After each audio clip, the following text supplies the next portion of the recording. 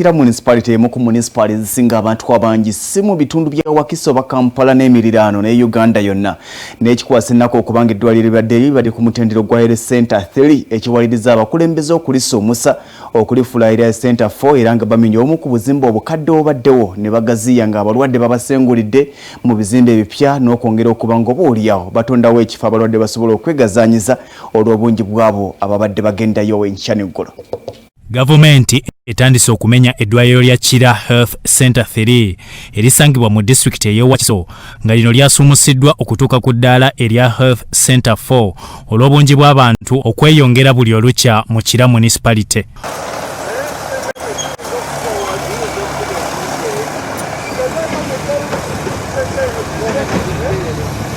Omulimu gw'okuzimba eddwaliro eppya gwa kutandika akadde konna okukola ku bantu abasukka mu mitwalo 4 ababeera e Kira. Julius Mutebi Nsubuga meya wa Kira municipality asanyukidde enteekateeka y'okusuumusa eddwaliro lyabwe ate nga bwe bazimba n'ekitebe ekya municipality. Nti akazimbe kano tukamenyeewo abantu ne tubazza abalwadde n'eddwaliro ne tubazza mu kizimbe kiri kye twakazimba kye twakajjako engalo era nga services zonna ezibadde wano mu kazimbe kana akakadde zonna zigenda kubeera mu kizimbe ekyo ekipya. Naye ate nina essanyu ne bannange bano eri ensuso n'obukulembeze bwange nti tubadde twekubira omulanga ntakera eri gavumenti etudduukirire tusobole okufuna eddwaliro ery'omulembe kubanga Kira municipality kati eringa abolaba division eza Kampala. Ategeezezza nga abantu bwe bateeraliikirira eddwaliro teriggaddwa wabula lya kusigala nga likola nga liziddwa mu kizimbe kye babadde bakamala okuzimba ekya kalina.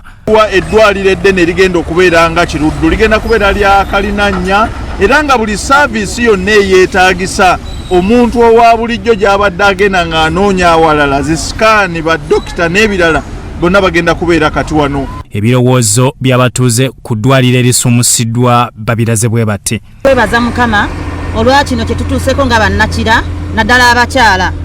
nga bwe ndi omukyala ekyamazima omukyala ekisooka kya byonna tubadde tutetenkanya nnyo okulaba nti mu kazimbe nga bwe kabaddewo nga privacy temala naye ng'omukyala tugezaako okulaba nga tugiteekawo. Omukyala n'ajja okuzaala n'ayita mu lukuubo we wali abalwadde abasajja abakazi nga bimenya. Yabi wano ne kati mpulira essanyu nga dinjikiridde okulaba nga tugenda kufuna eddwaliro eppya n'ababodaboda nga meya yasazeewo tuwako batuweeko luumu y'ababodaboda yatuvudde essanyu lingi ne lino eryawedde ne tuyingiddemu tulabika nga tuyinamu woodi yaffe gye tugenda okukolebwako ng'abadereva babodaboda. Naye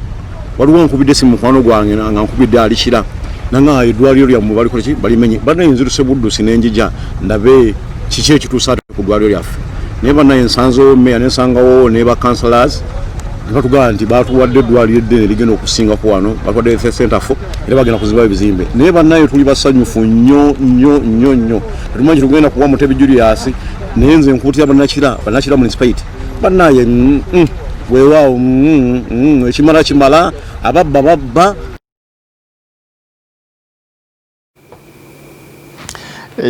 kimala ababba webale abakulembeze bw'otunuulira ebitundu